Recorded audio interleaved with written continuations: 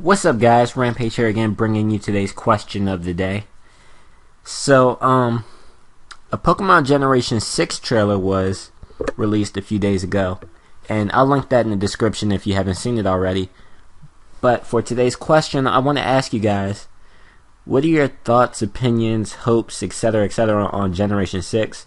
For me, I think it's looking like a pretty good game. I'm just hoping that the Pokemon are real fun to use, that we get some cool new Pokemon, some cool new abilities, items, etc. The gameplay looks pretty fun, and yeah, I can't wait. So leave your answers in the comments below, and let's get started with the battle. What's up, guys? Rampage here again, bringing you another Pokemon Wi-Fi battle. Here we have a UU battle against someone who goes by the name of ryoshiro88, and when I look at my opponent's team, I see that he's using a couple RUs such as Whimsicott and Moltres. Even though they're RU, they're still pretty viable, so I'm not knocking them, and I will have to watch out for them. So without further ado, let's get started with this battle. I'm going to lead off with my Raikou, and my opponent's going to lead off with his Mienshao. I'm just going to go for Volt Switch first turn. I'm actually surprised he didn't go for the Fake Out. I knew I could take it, so that's why I just stayed in. I just wanted to go for the Volt Switch and do all that stuff. And now I'm going to Volt Switch out into my Bronzong, and he goes for the high jump kick, and that does a lot of damage.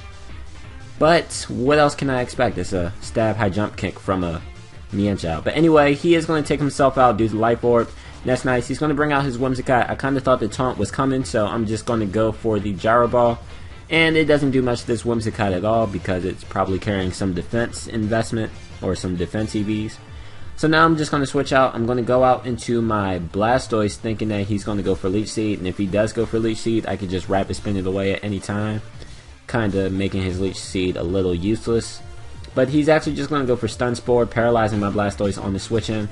Which is kind of unfortunate because I will get Parahaxed a few times in this video, as you'll see later on. But I'm just going to go for Roar because I don't want that Whimsicott subseeding on me, because I really can't deal with subseeding too well with this team. I don't have any grass types to block the Leech Seed, so that kind of sucks. But anyway, he's going to go out into Moltres, and I'm going to go out into my Meloetta. I don't know why I went out into my Meloetta right here. I thought he would switch out because, you know, I'm a Blastoise against his Moltres. But he actually stays in and goes for the Hurricane. Luckily for me, he misses. So that's nice, because if he hadn't missed, I probably...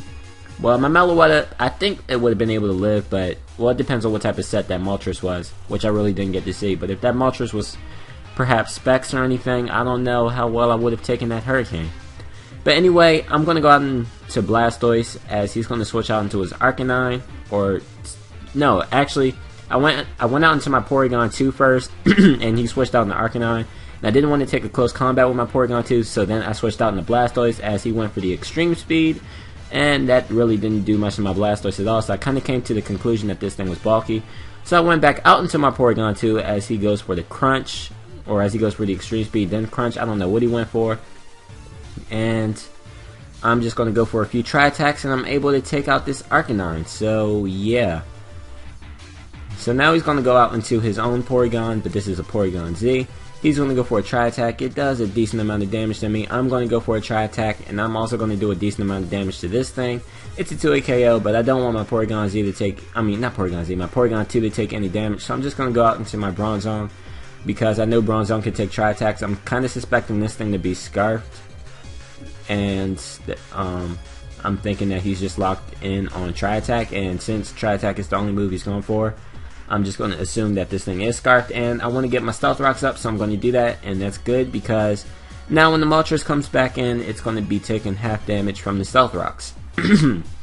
So now he's just going to go for another Tri-Attack that's going to take out my Bronzong, which is fine because Bronzong, I guess, really... Well, I guess it could help, but I didn't really need Bronzong anymore.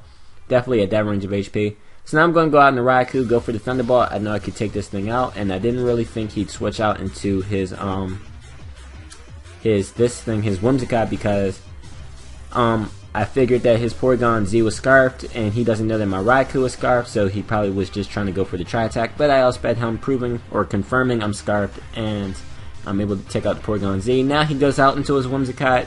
He goes for the Stun Spore again. As I got into my Blastoise, I kind of thought he would Stun Spore, and you know, Blastoise is already paralyzed, so I can take it definitely. And I believe I was going for the Ice Beam on this turn. Unfortunately, I do get Parahacks, and he's going to hit me with a Giga Drain. It doesn't do too much to me, so that's nice.